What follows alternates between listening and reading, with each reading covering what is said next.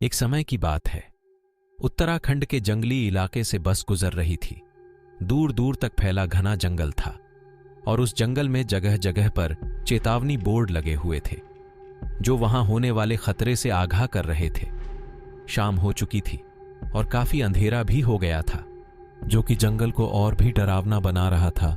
अभी केरला से महाराष्ट्र काफी दूर था। कंडक्टर ने सभी सवारियों को कहा, देखिए आगे रास्ता भयानक और सुनसान है, इसलिए अगर आप लोग को चाय पीना हो या नाश्ता करना हो तो आगे एक ढाबा है, वहां पर कर सकते हैं। ख्याल रहे बस सिर्फ 10 मिनट के लिए ही रुकेगी। अगर कोई 10 मिनट से पहले बस में नहीं बैठ पाता है तो वह अपना मौत का जिम्मेदार खुद होगा। इतना कहकर कंडक्टर बैठ गया। 5 मिनट बाद ढाबा आ गया। ड्राइवर ने बस रोकी और सब चाय पीने के लिए उतरने लगे। लास्ट में बस से एक बेहद हैंडसम लड़का उतरा जिसका नाम नीलेश था, जो देखने में अच्छे घर का लग रहा था।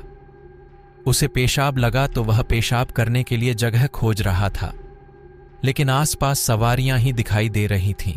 इसलिए वह ढाबा से दूर एक टूटे से घर के पीछे जाकर पेशाब करने लगा। पर जैसे ही वो वहां से वापसी के लिए पीछे मुड़ा तो उसे किसी के हंसने की तेज आवाज सुनाई दी। जब चलने लगा तो पायल की तेज आवाज आने लगी, पर वह बिना पीछे देखे वापस बस की ओर बढ़ गया। तब तक सब लोग बस में बैठ चुके थे। बस सिर्फ उसी के लिए रुका हुआ था और ड्राइवर उसी के लिए हॉर्न बजा रहा था।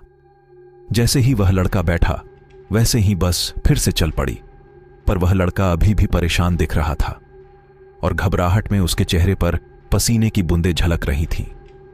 कुछ दूर बस चलने के बाद अचानक बस को तेज झटका लगा और बस पलट गई। बस में सभी सवारियां जोर जोर से चिल्लाने और चिखने लगी, लेकिन इस हादसे में नीलेश को कोई भी चोट नहीं आई।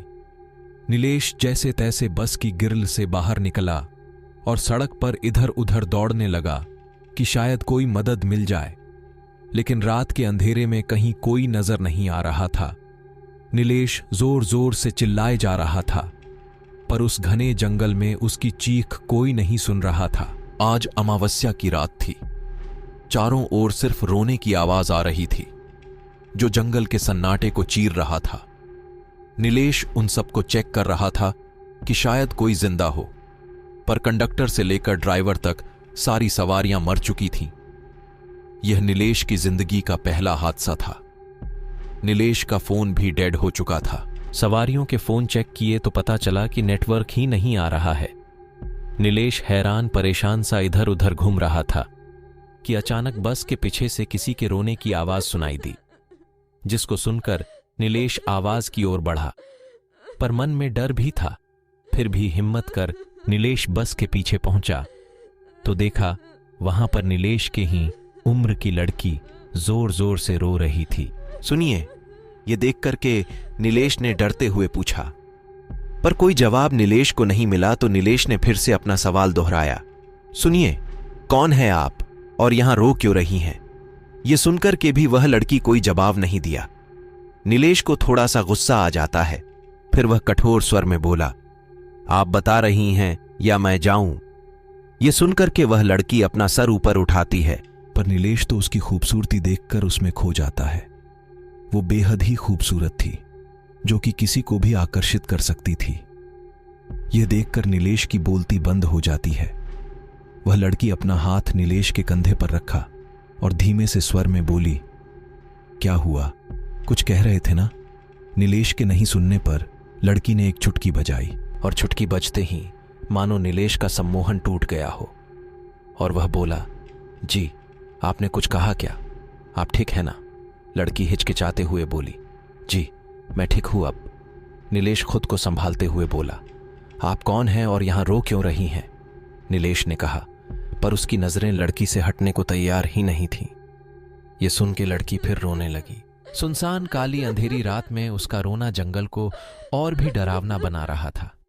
बस मेरी मां भी थी जो अब नहीं रही। मैं अनाथ हो गई। अब मैं कहां जाऊंगी? मेरा क्या होगा? अब मरने के अलावा मेरे पास कोई रास्ता नहीं है। ये बोलकर वह फिर रोने लगी। उसकी आवाज चुड़ैल के रोने जैसी थी, जो नीलेश से बर्दाश्त नहीं हो रही थी। देखिए, नीलेश ने थोड़ा नरम स्वर में कहा, आपको चिंता करने की जरूरत नहीं है। आप चाहे तो मेरे घर चल सकती हैं। शहर में मेरा घर है, आप जब चाहे वहां रह सकती हैं। तब लड़की बोली, बाबू आप तो शहर के हो, बेमतलब कौन रखेगा मुझे, और फिर मैं कहां जाऊंगी। कह करके वह फिर रोने लगी। लेकिन आप चाहे तो मैं आपके घर का सारा काम कर दिया करूंगी, पर आप मुझे अपने घर में रहने की जगह दे दो, लड़की ने कहा और मुंह फेर कर रहस्यमयी तरीके से मुस्कुराई। फिर नीलेश ने बोला, चलो मेरे साथ। लेकिन घर जाएंगे कैसे, यहां तो कोई साधन भी नहीं है। तब लड़की ने कहा, एक शॉर्टकट रास्ता है जो शहर की ओर जाता है। नीलेश ने कहा, चलो तब ठीक है, इसी रास्ते से चलते हैं। लेकिन नीलेश को क्या पता था कि उसके साथ आगे क्या होने वाला है। 2-4 दिन ठीक ठाक ही रहा, लेकिन एक रात नीलेश सो रहा था कि अचानक उसे महसूस हुआ कि उसके बगल में कोई बैठा है। जब वह अपनी आंखें खोली तो उन्होंने देखा कि वही लड़की बगल में बैठी थी। नीलेश बोला, तुम यहां क्या कर रही हो? नीलेश को अब थोड़ा थोड़ा डर लगने लगा। तभी अचानक वह लड़की एक चुड़ैल बन गई और उसके सीने पर बैठ गई।